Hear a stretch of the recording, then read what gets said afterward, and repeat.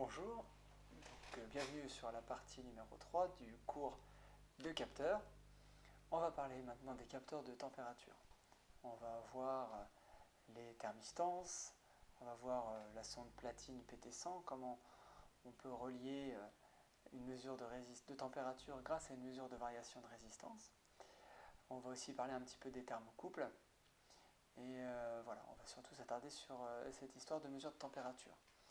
Alors, RTD pour Resistance Temperature Detector, donc voilà, un détecteur à base de résistance. Alors, on sait qu'on a une fonction non linéaire qui va relier la résistance à la température d'un matériau. Ça va dépendre du matériau évidemment, et ce ne sera pas tout simplement une droite, une relation de proportionnalité qui va relier température et résistance. Il y a deux grandes familles de RTD, les thermistances et les résistances thermoélectriques métalliques. Les thermistances, comme c'est surligné ici, sont des composants semi-conducteurs qui ont une sensibilité thermique importante, qui peuvent être très précises, mais le désavantage, c'est que l'étendue de mesure est faible, de quelques dizaines de degrés, sur une gamme de fonctionnement, comme vous le voyez ici, qui est assez faible. Et donc, c'est finalement quelque chose qui va être assez peu adapté aux procédés industriels. La deuxième famille, les résistances thermoélectriques métalliques, où vous voyez ici différents métaux qui sont employés. Vous voyez ici que le platine, là, qui est surligné, présente énormément d'avantages, puisqu'il est à la fois... eh bien, il a une plage de fonctionnement qui est beaucoup plus grande, et c'est détaillé un petit peu après. Il a une grande résistivité, ce qui va être intéressant, puisque lorsqu'on devra envoyer un courant dans ces sondes, eh bien, il sera faible. Donc on va limiter les effets d'échauffement. Il y a une question de TD autour d'une sonde platine, justement, où il est important de limiter le courant. L'étendue de mesure est importante et évidemment c'est des composants très répandus, donc le coût aujourd'hui est très contenu de ces sondes. Alors justement, parlons de la sonde à résistance de platine. Voici typiquement une relation qui va relier, vous voyez ici, vous voyez donc la relation entre la résistance qui dépend de la température. Et vous voyez ici le terme température qui apparaît à l'ordre 1, à l'ordre 2, au carré, et à l'ordre 3 ici. D'accord ? Il apparaît aussi comme si ce n'était pas assez compliqué. Donc vous voyez que pour la gamme de températures négatives, on a une relation qui n'est pas linéaire, puisqu'on a des dépendances, on n'a pas juste une dépendance en T puissance 1, ça ce serait une relation linéaire, ce serait une proportionnalité, comme vous avez l'habitude. C'est une relation qui est un peu plus compliquée. Pour les températures positives, c'est un petit peu ce que vous allez étudier en TP aussi, c'est plutôt des températures positives. Vous voyez ici de 0 à presque 1000 degrés. On a une relation qui est un petit peu plus simple avec une dépendance ici en T carré. Mais bien souvent, et notamment en TD, on va négliger ce terme sur une certaine plage de résistance, de température. C'est-à-dire que la dépendance parabolique ici, non linéaire, ou en carré, tout ça c'est des synonymes, prou, eh bien, on va la négliger, on va se contenter de cette dépendance avec R0 fois 1 plus alpha t ou AT, ça dépend de comment on appelle ça. Voilà. Et donc là, typiquement, ça va être les relations que vous allez utiliser en TD. Alors,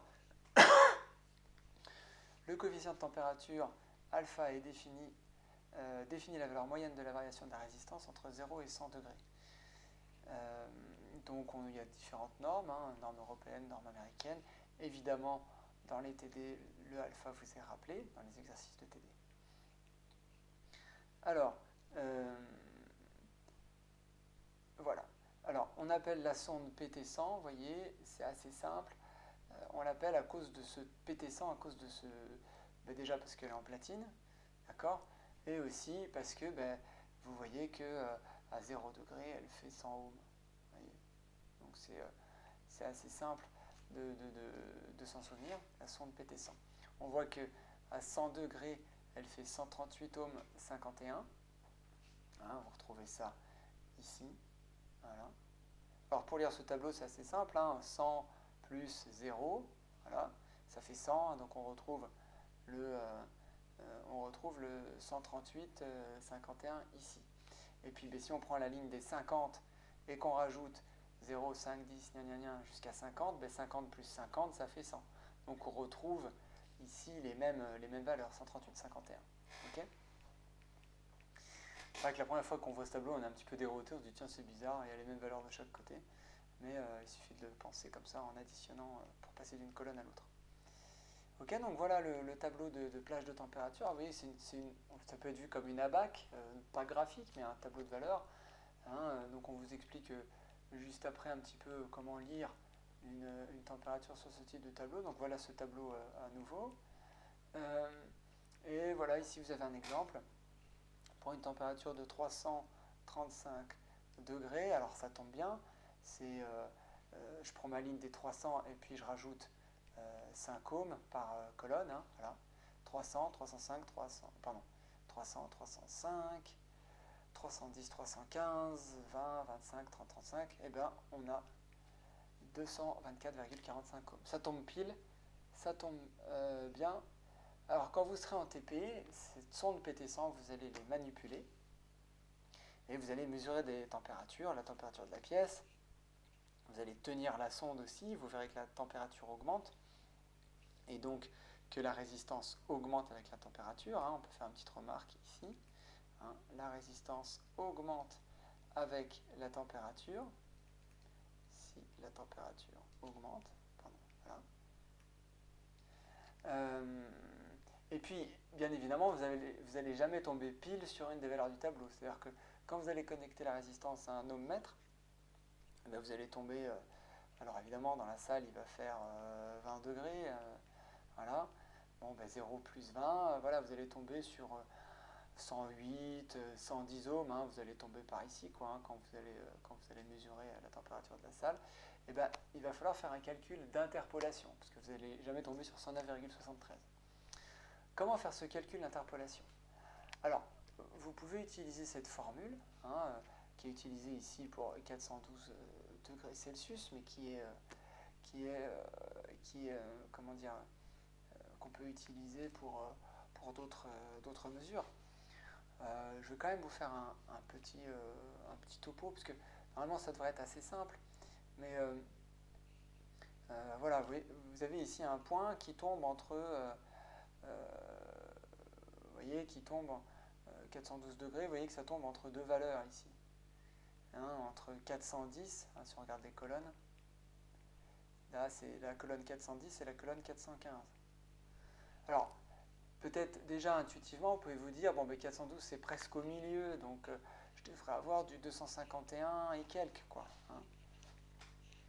Donc déjà, ça peut vous donner une idée sur le résultat sur lequel vous devez tomber à la fin de votre calcul.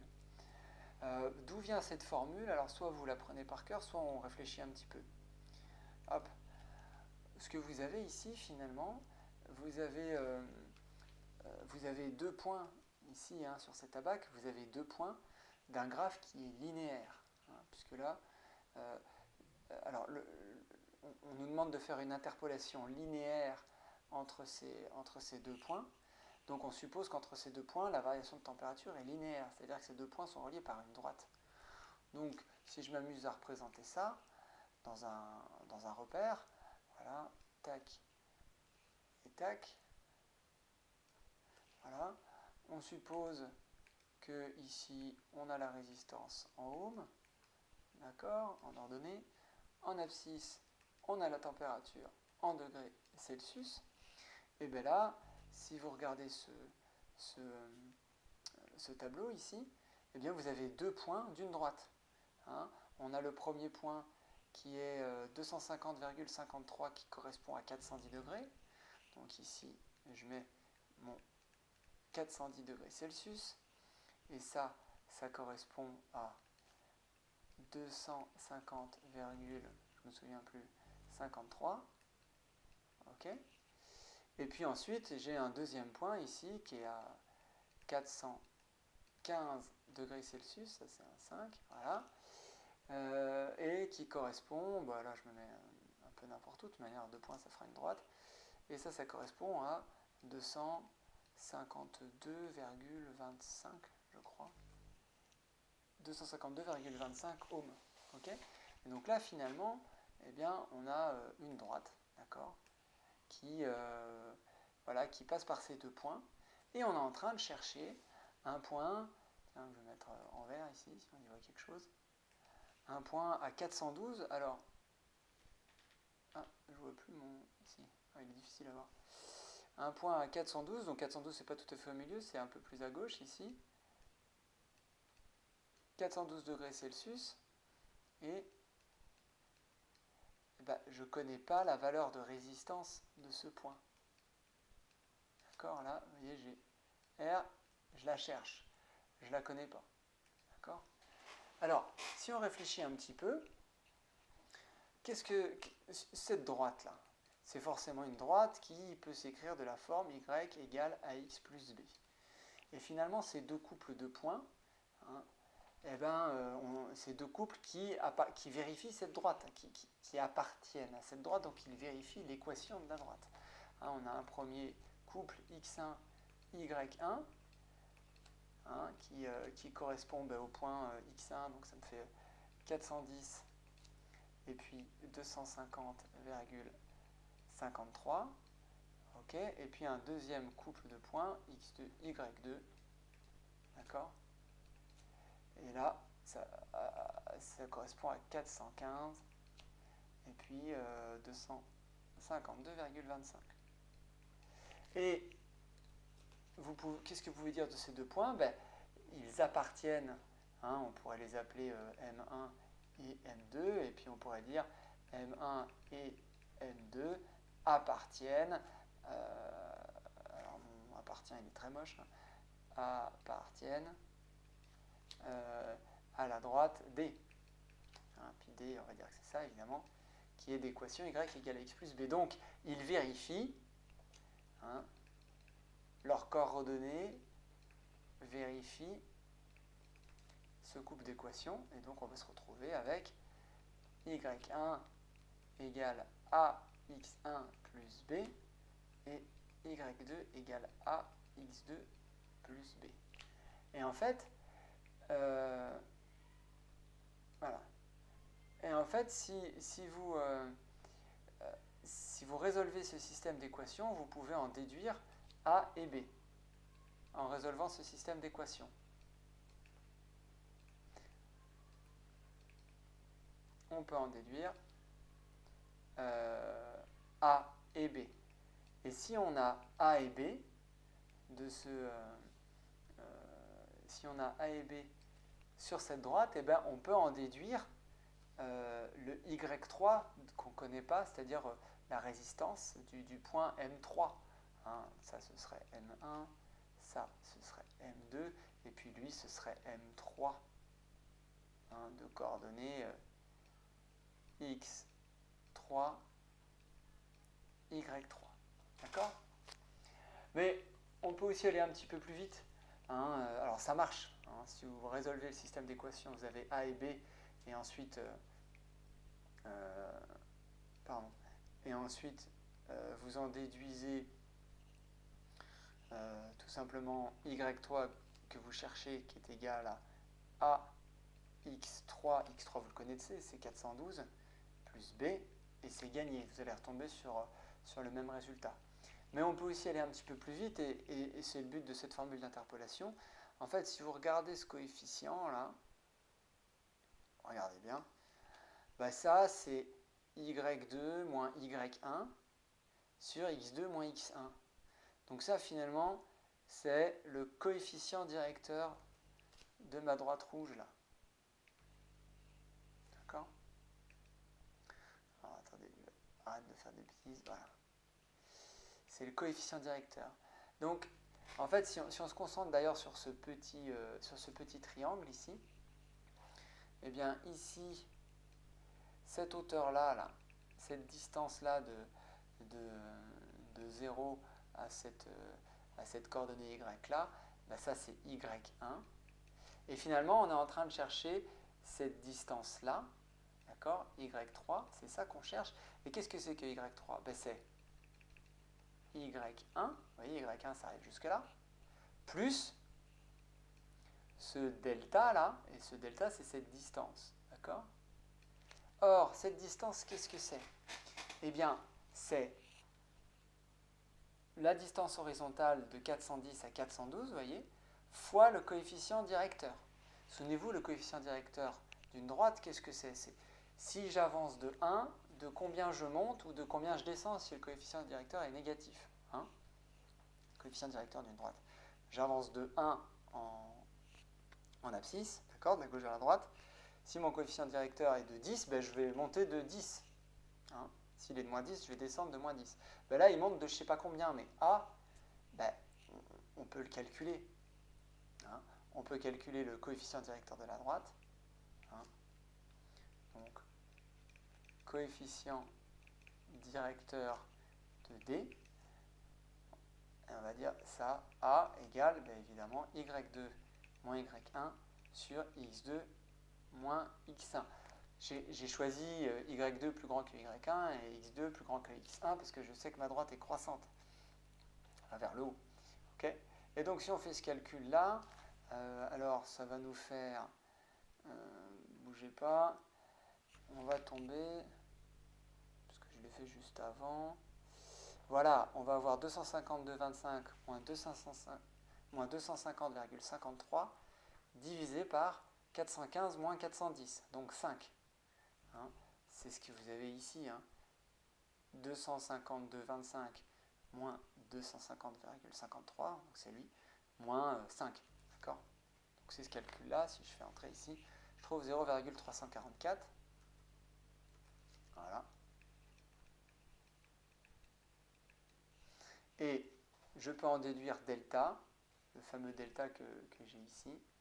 Delta, qu'est-ce que c'est?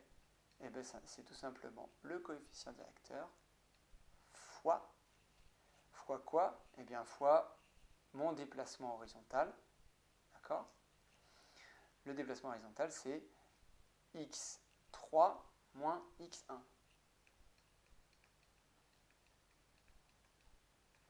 D'accord? On peut l'écrire ici. Delta, c'est A fois x3 moins x1.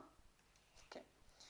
Regardez le cours, c'est exactement ça. Vous voyez, j'ai A fois x3, 412, moins x1. Donc, voilà, on a cette distance-là. Mais évidemment, y3, je l'ai déjà dit là-haut, y3, c'est y1 plus delta.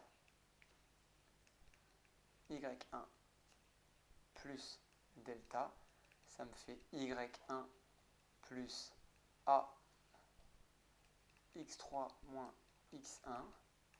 C'est exactement la formule qu'on a ici. Hein. Ça, c'est bien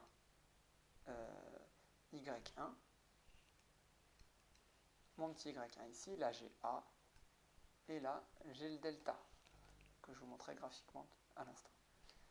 Okay. Et ça, effectivement, si on fait le calcul, on tombe sur 251,2, si on arrondit, 0,22 ohms. Hein, je fais le calcul ici. Voilà, on se retrouve donc avec 250,53 ici, plus le coefficient directeur, 0,344, fois 2. 2, c'est 412 moins 410. Hein. Et on se retrouve avec 251,22. Ok? Donc voilà pour le calcul d'interpolation. C'est important de... Bon, il y en a à quasiment tous les examens, on en met un, parce que c'est quand même bête comme chou. Ça fait appel à des notions de seconde. Hein. J'ai 2 enfants en seconde. Je sais qu'ils voient les fonctions affines et les y égale à x plus b, est-ce que le point appartient à la droite ou pas, etc. Donc ça, c'est des choses que vous avez déjà vues. Donc c'est facile d'avoir des points à l'examen sur des questions comme ça. En TP aussi, vous allez faire ce calcul, évidemment, comme je l'ai déjà dit. Alors, comment c'est construit, ces résistances? Voilà, par exemple, la PT100, une canne thermométrique PT100. Donc ça, c'est exactement ce que vous aurez en TP. Donc on a l'élément résistif PT100 qui est à l'intérieur, avec des conducteurs, suivant les versions en 2, 3 ou 4 fils. Hein, donc on va retrouver ici les 2, 3 ou 4 fils là, à l'autre bout. On aura une gaine métallique, rigide ou semi-rigide, ça dépend, et puis un raccord évidemment fileté pour aller être capable de visser ça dans un réservoir, dans un four, bref, dans une chambre où on veut connaître la température. D'accord ? Voilà. La sonde PT100 peut être aussi toute petite, hein, donc ça c'est assez pratique pour des systèmes un petit peu compacts où on veut vérifier la température. Comment est-ce qu'on va câbler ces sondes-là ? Alors là aussi vous allez voir ça en TP et en TD, donc soyez bien attentifs, hein, parce que on va en parler un petit peu maintenant, mais il va falloir essayer de bien comprendre ce qui se passe. Alors, la sonde PT100, vous avez de nouveau le coefficient alpha. On voit, ce coefficient alpha il est intéressant parce qu'il vous dit finalement que par degré, je change de 0,00385 ohms, donc 3,85 milliohms par degré.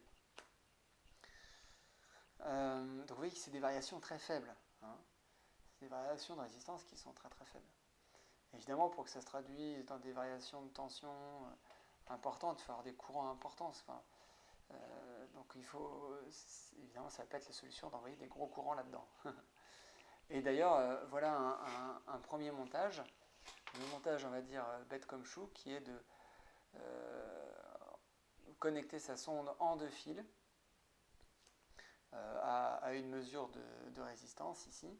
Et là, le problème, c'est qu'on va cumuler la résistance de la PT100 et, avec ces variations fines, avec des résistances de fil, hein, qui vont évidemment être plus graves si les fils de liaison sont longs. Et ça arrive très souvent en fait. Ça peut sembler un petit peu délirant de se dire 25 mètres de fil, mais pourquoi on s'embêterait ? C'est sûr, quand on est en TP, on prend un câble de 1 mètre, ça nous suffit bien. Mais sur une ligne de production, il peut y avoir de la grande distance. D'accord ? Il peut y avoir des systèmes qui sont extrêmement imposants. Donc on va vite être embêté. Et vous voyez, hein, c'était tout l'intérêt de vous parler un petit peu de la variation. Voilà, entre 0 et 100 degrés, j'ai même pas 1 ohm de variation finalement sur la PT100. Eh bien, si je rajoute à ma PT100 des fils, finalement je suis déjà au-delà de la variation de 100 degrés. Alors, on peut se dire, oui, mais bon, c'est une valeur qui sera toujours la même. Ok, c'est possible de prendre de se dire, ok, c'est une erreur systématique que je fais. Mais vous verrez en TD que c'est pas très rigoureux de faire comme ça et qu'il vaut bien mieux limiter ces problèmes en utilisant d'autres montages. Et ces autres montages, ça va être la connexion à 3 fils, par exemple. Cette connexion permet de limiter l'influence des fils de liaison. Hein, par exemple, alors ici, là, vous avez une connexion avec ici un montage en pont de Weston, qu'on verra plus tard. Je voulais aussi vous montrer un petit schéma que je trouvais intéressant, qu'il faut que je retrouve. Hop.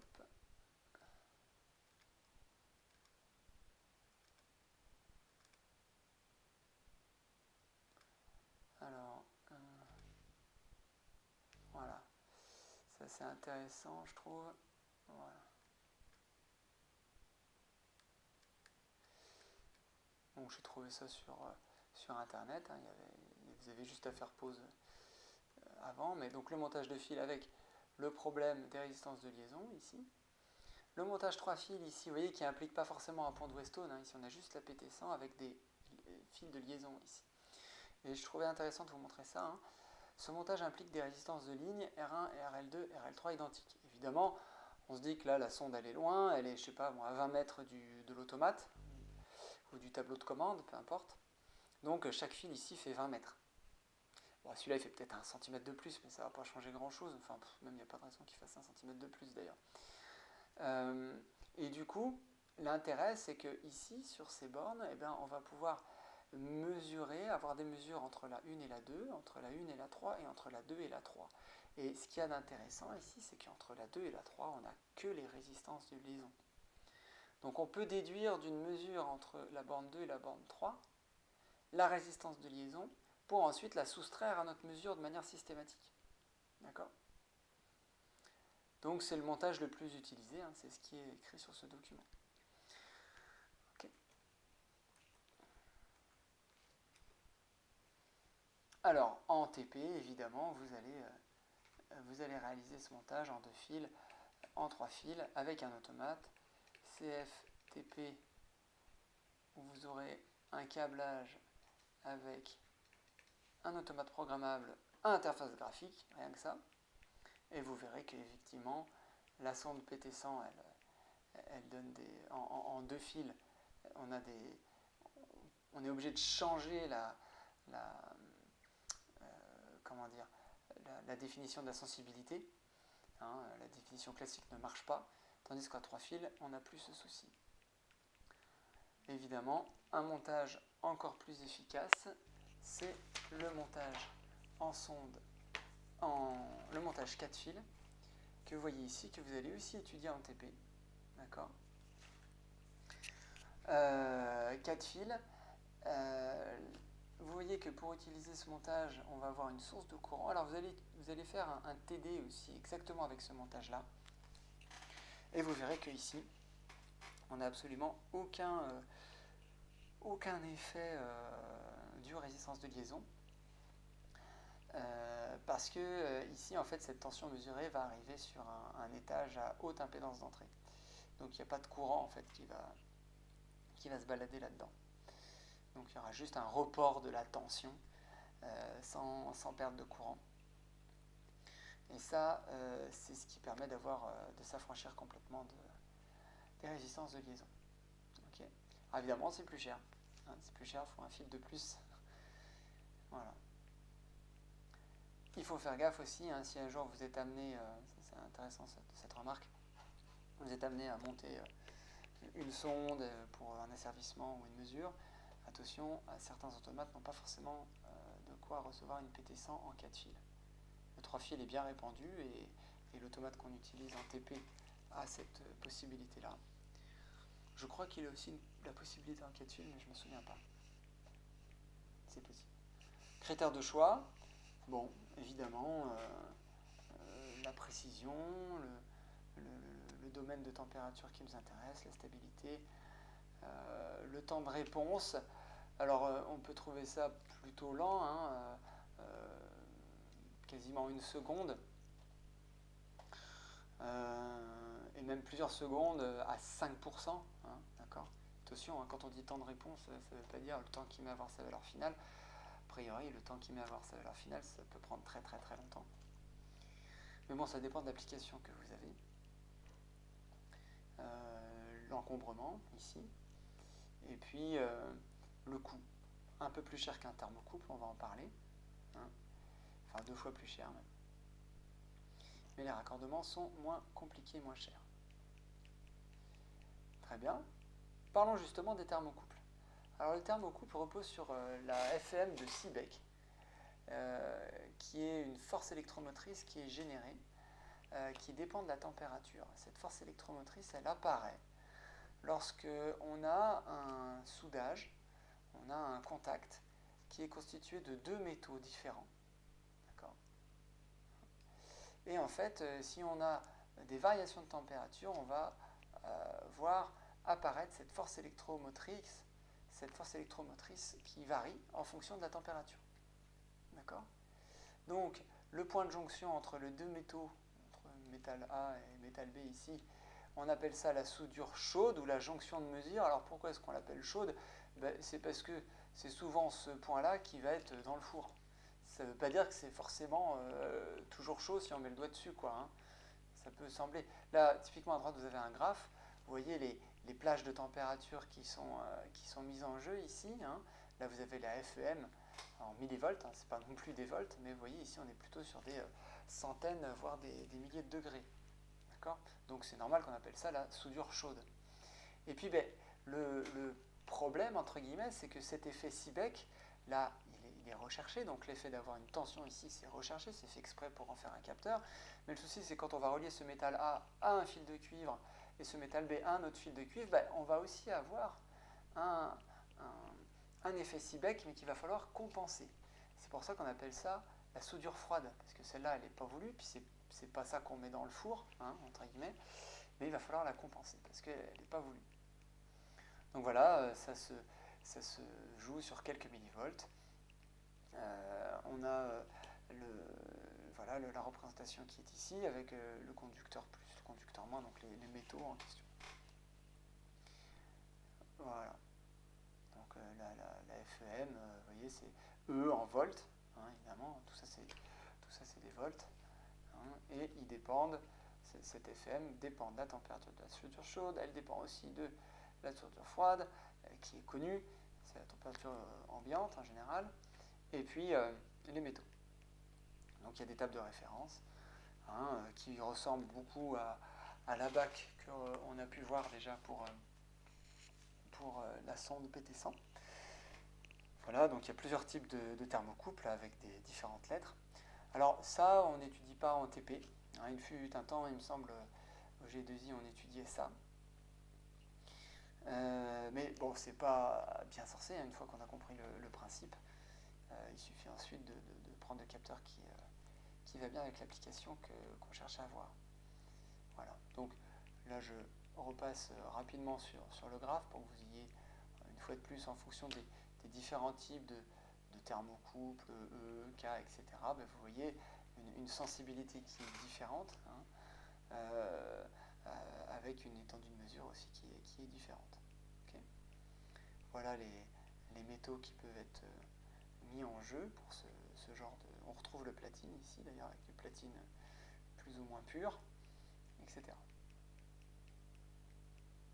Voici une ABAC. Donc cette fois-ci, c'est pas une ABAC température ohm, mais c'est bien une ABAC température microvolts. Microvolts. En microvolts ici. Ok.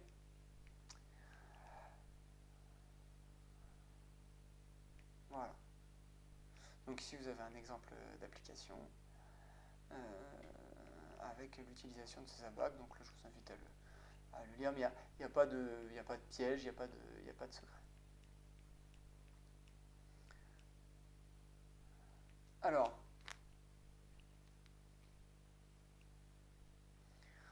donc, loi des conducteurs intermédiaires, donc la force électromotrice d'un thermocouple non modifié, si on utilise dans le circuit un ou plusieurs conducteurs intermédiaires de nature différente, à condition que les nouvelles jonctions de ces conducteurs soient maintenues à la même température. Donc, supposons, alors regardons un petit peu ce diagramme ici. Donc on retrouve le schéma de tout à l'heure avec notre soudure chaude ici et les soudures froides ici, avec différents métaux ici et ensuite le cuivre pour aller jusqu'à la mesure de la tension ici. Eh bien, on voit ici qu'on a des problèmes de conducteurs intermédiaires, c'est-à-dire que pour arriver à la température TC, il va pas falloir prendre en compte les soudures froides ici et ici. Voilà. Et vous voyez ici sur le schéma, on peut avoir différents types de gradients de température en fonction des conducteurs. Évidemment, c'est un exemple, mais il n'y a aucune raison pour que le métal C se comporte de la même manière que le métal D en termes de température. Donc là, ce que vous avez, c'est la distance, la distance du câble. Évidemment, ici, c'est le point chaud, c'est le point qui détecte la température, et on a un gradient de température, un petit peu comme vous chauffez un bout de métal d'un côté, il va y avoir un gradient de température sur votre barre métallique. Voilà. Donc, évidemment, on va avoir besoin de compenser la soudure froide, j'ai déjà évoqué. Il y a des tables de référence. On peut avoir des soudures froides variables, Donc dans ces cas-là, on va rajouter un circuit électronique avec une thermistance placée près de la jonction de référence pour appliquer ensuite cette compensation de soudure froide. Donc vous voyez en fait que le thermocouple, eh bien, c'est quelque chose qui, au niveau de sa mise en œuvre, est plus complexe, demande plus de matériel, notamment si on veut compenser les soudures froides, etc. Et il faut quand même retenir aussi que c'est quelque chose qui s'utilise sur des plages de température plus élevées. Ça permet d'aller quand même plus haut que la sonde PT100 que vous allez étudier en TP.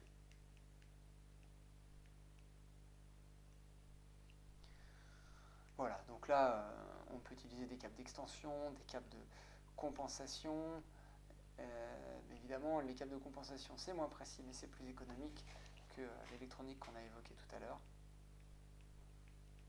Et puis ici, des critères de choix qui sont intéressants à lire. Pour terminer ce cours, cette partie sur la mesure de température, on va survoler un petit peu les capteurs de température à base de diodes et de transistors. On va rester sur des généralités, il y a quelques équations qui vont apparaître.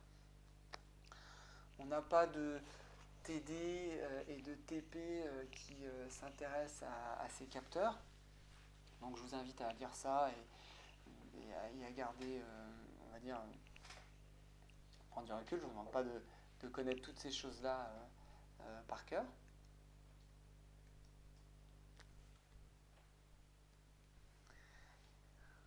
Donc on retrouve ici les inconvénients qu'on a évoqués tout à l'heure, à savoir une petite plage d'utilisation de température,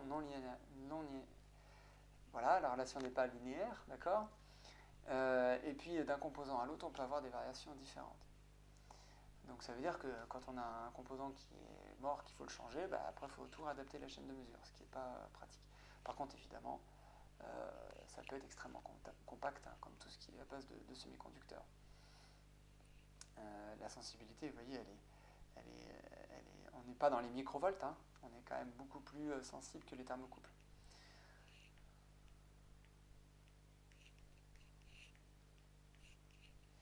Donc, si on prend une jonction, une diode ici, une jonction PN, alors souvenez-vous, une jonction PN, voilà, c'est deux semi-conducteurs qui sont deux zones de semi-conducteurs avec des dopages différents, donc avec un déséquilibre intrinsèque en termes de dopage et de charge locale. En fait, on va avoir cette relation tension-courant qui implique évidemment le fameux courant de saturation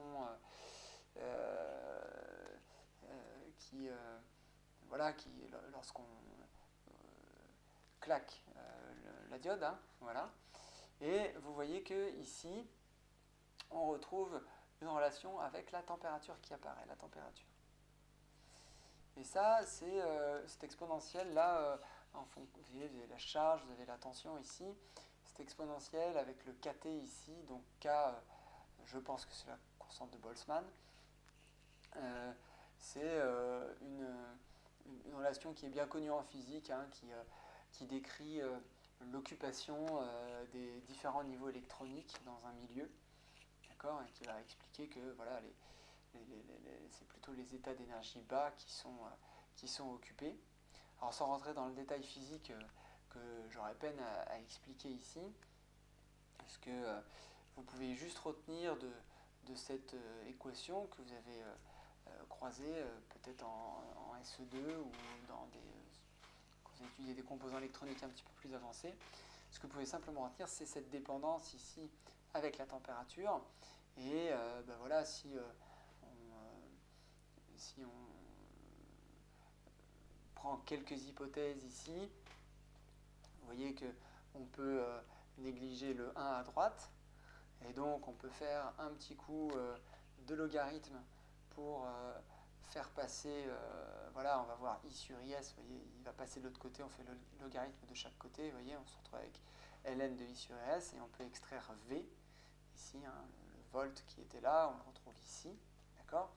On a fait le logarithme de chaque côté, et on peut en déduire cette relation qui est bien sûr pas du tout linéaire entre V et T. On n'a pas V qui est égal à 1 plus un coefficient fois t, on a v qui est égal à tout ce truc-là avec un logarithme et tout, mais on a une relation quand même. Un montage un petit peu plus avancé, c'est le montage différentiel avec deux transistors, hein, avec cette symétrie ici.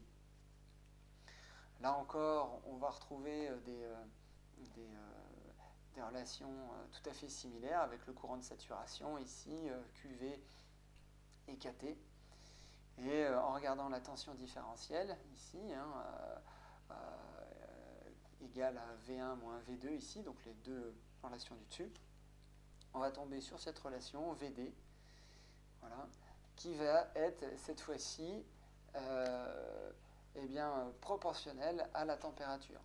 D'accord?